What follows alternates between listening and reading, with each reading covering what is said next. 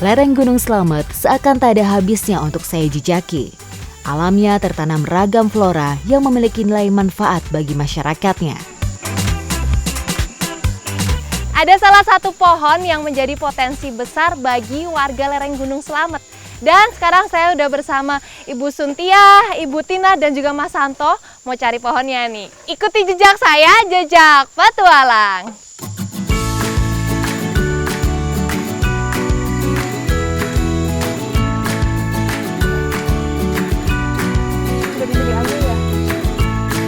Udah sampai di lokasi di mana pohon damar ini berada. Ini besar banget ternyata pohonnya ya. Pohon damar atau Agathis damara merupakan tumbuhan asli Indonesia, menyebar di daerah Maluku, Sulawesi hingga ke Filipina.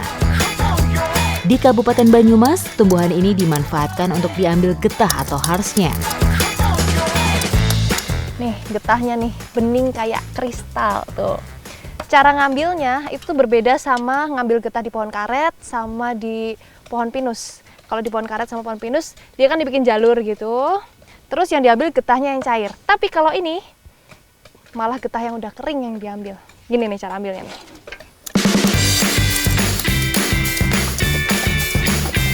Nah, habis diambil getahnya, nih. Ini bukan mau merusak pohon, tapi ini digoak biar besok itu keluar getahnya lagi. Jadi besok bisa panen lagi. Nggak usah besar-besar, udah segini doang aja. Resin adalah getah yang keluar ketika kayu damar digoak atau dilukai.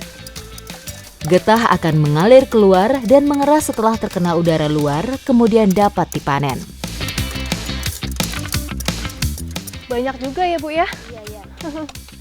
Jadi pohon damar ini lebih besar manfaatnya ketika musim kemarau. Ketika digoak itu getahnya tuh keluarnya jauh lebih banyak. Jadi getah yang dihasilkan dari pohon damar itu lebih banyak daripada saat musim hujan.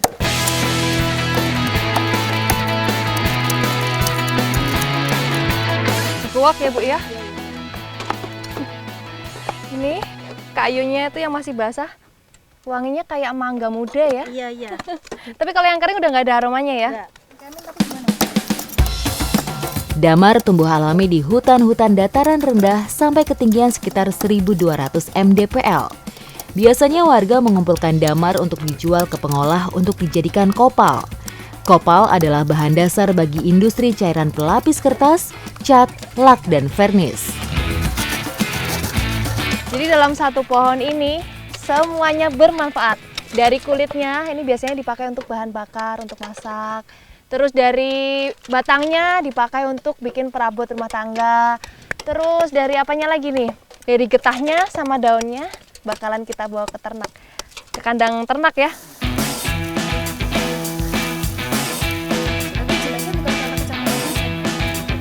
Nah, getah yang udah kita ambil harus disortir terlebih dahulu. Kenapa? Karena nggak semuanya bagus. Ya, bener ya? Iya. Kalau yang jelek nih, jadi dia kecampur sama kulit kayu dan nggak bisa dipisahin. Terus dia masih basah tuh. Penyortiran dilakukan untuk memisahkan klika, yaitu kotoran berupa kulit kayu yang ikut menempel pada getah. Klika memiliki nilai harga jauh lebih rendah, sehingga warga biasa memanfaatkannya untuk keperluan rumah tangga. Sementara getah murni dijual ke pengepul yang biasa datang ke kelompok-kelompok pencari damar. Lumayan lah ya, Lik. Liake. Nih, getah damarnya yang bagus-bagus sudah diambil sama pengepulnya. Sekarang kita mau manfaatkan yang ini, kita bawa ke kandang ternak ya. Ikuti jejak saya, jejak petualang.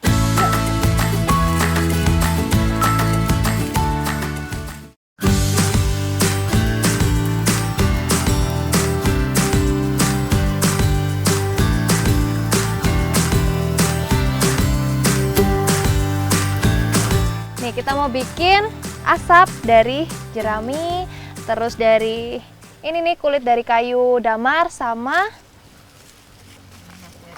yang masih ada getahnya ya, kulit kayu yang masih ada getahnya nih.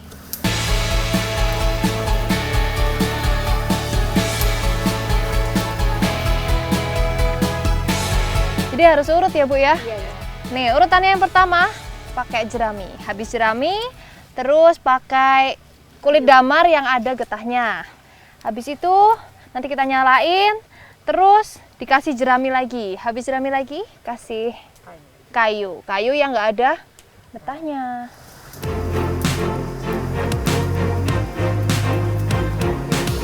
Asapnya udah jadi dan baunya tuh menyengat banget.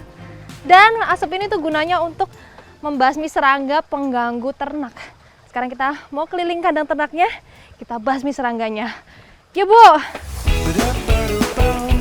Klika yang nilai jualnya rendah masih bisa dimanfaatkan untuk bahan pengasapan kandang ternak. Karena di dalam klika masih terkandung zat yang biasa dipakai untuk campuran bahan pembuat dupa dan parfum. Karena aromanya menyengat, dipercaya dapat mengusir serangga pengganggu hewan ternak. Ini emang gini ya, Bu ya, di kolong-kolong gini ya. Ini kebetulan kandangnya itu bentuknya panggung. Jadi ada kolongnya, biasanya tempat sarang serangga-serangga itu tuh. Nih, makanya kita asepin.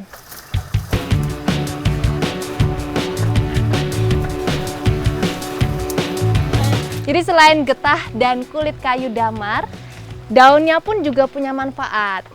Jadi kalau musim kemarau susah cari rumput, biasanya ini nih, jadi pangan alternatif untuk ternak. Lahap banget makannya ya. Kalau kita bisa menjaga hutan dengan baik, maka hutan juga akan memberikan manfaat untuk kita. Seperti ini nih. Ikuti jejak saya, jejak petualang.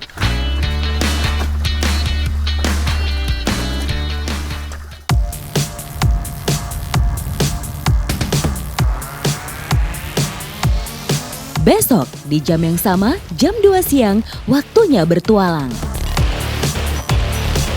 Kalau Dayak gak boleh sembarangan, gak boleh deket-deket, karena terkadang mereka bisa agresif banget.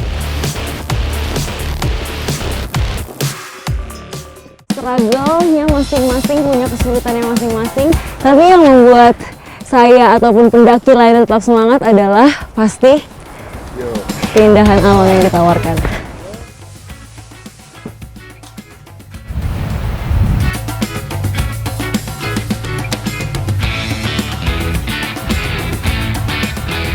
Ayo, kalau di Indonesia namanya daun apa?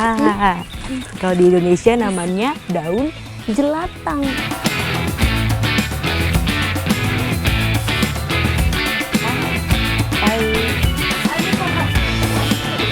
Sisnu ini kan nggak bisa langsung dipegang karena dia gatal sekali, jadi nggak bisa kita nyuci, ngebersihinnya pakai air. Nah, di sini ngebersihin sisnu dari segala macam serangga itu pakainya tepung.